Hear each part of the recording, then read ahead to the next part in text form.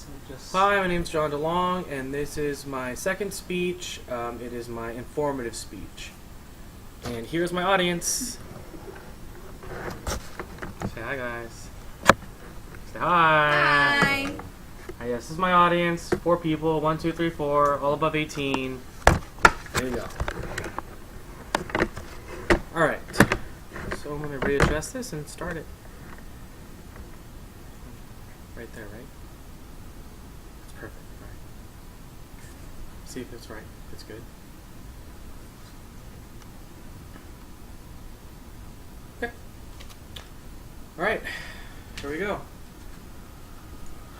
Okay, so there are many religions throughout the world. There's a lot of ways that the world became into being. There's a lot of morals and moral codes that people follow. All are different, and all are different in different religions.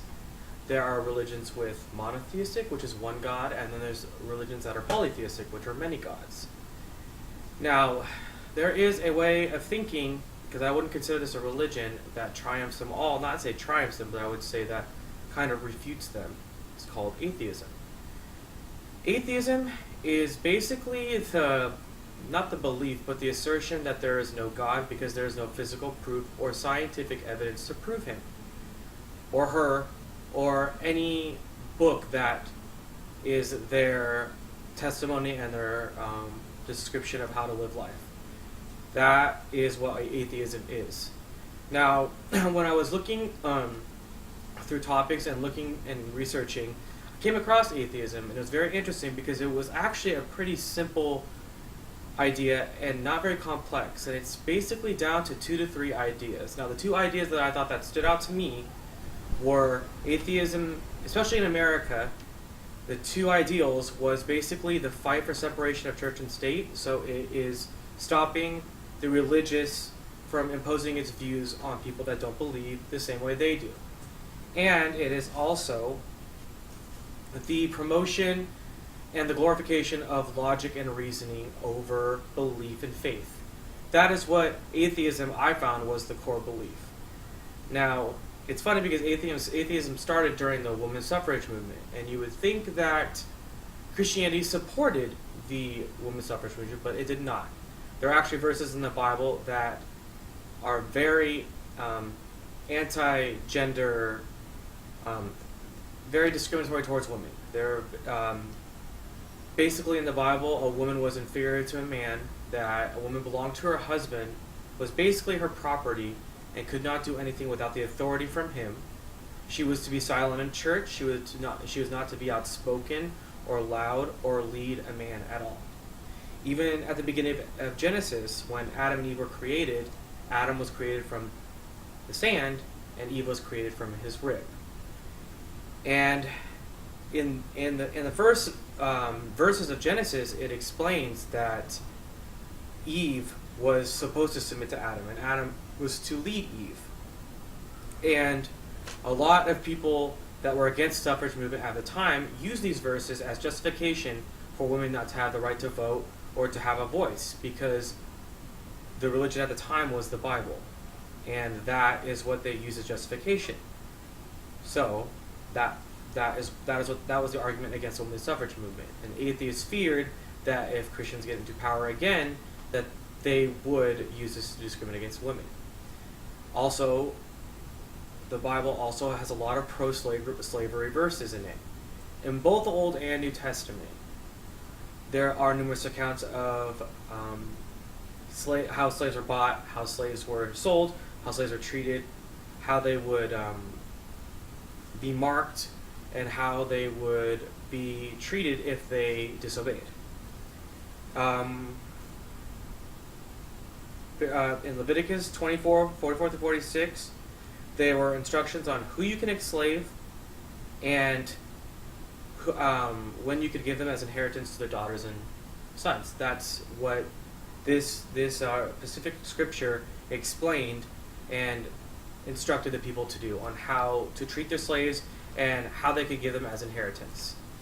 And a lot of people in the Christianity don't believe the Old Testament anymore because they say that Jesus came back and basically made the Old Testament invalid. But Jesus also condoned slavery in the New Testament as well, stating that if a slave disobeys his master, that he is allowed to beat him to a pulp. That is what atheists consider immoral, and that is what is in the Bible. Now, another strong statement and a concept of atheism is logic versus belief, and reasoning versus faith.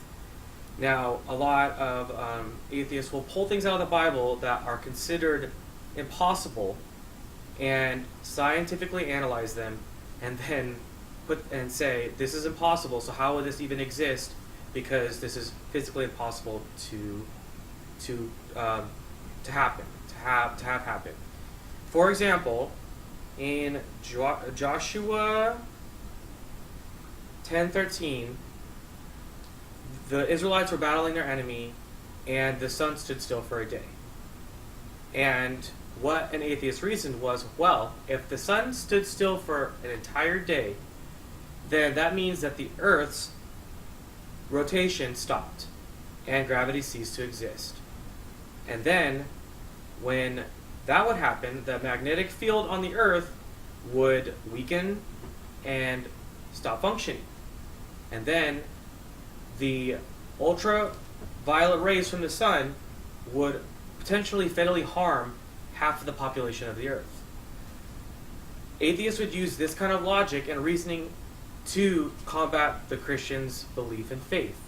Christians believe that God can do anything and that God caused this and did not have any fellow harm to humans. Atheists say that's physically impossible because this is what would happen. A lot of science versus reasoning. Science versus religion.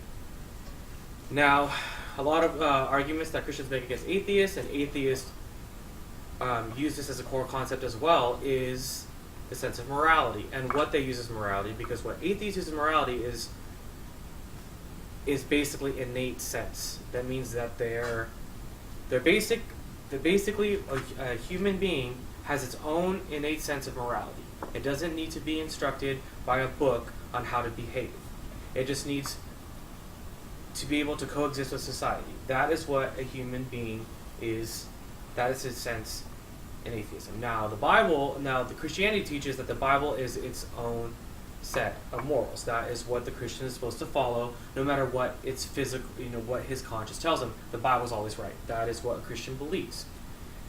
Atheism also argues that the Bible is one of the most immoral books on the planet because it condones the murdering of children, the limiting of rights of women, the murder of homosexuals, and the plundering of lands and the killing of innocent women and children. That is what the Bible condones, and it is stated numerous amount of times in the Old and New Testament. There's even a famous atheist that said that, atheist Samuel Clemens, a famous atheist, our Bible reveals to us the character of our God with remorselessness, exactness. It is the most damnatory biography that has ever existed, and it makes Nero look like a saint. Nero is one of the most evil emperors to ever exist in Rome. He's killed numerous of people on numerous amounts of occasions, including Christians. So to say this is comparable to Nero is a pretty huge deal. Now, to wrap this up, a lot of people think that atheists are out to basically disprove Christianity, get rid of religion altogether, and make everything secularized. Yes, that is kind of an eventual goal of them, and that's what they would like to see, but they don't push or promote, silencing the First Amendment, silencing the freedom of religion, silencing anything. That's not what they promote. They promote logic and reason and thinking and not looking at things face value. That is what atheism promotes.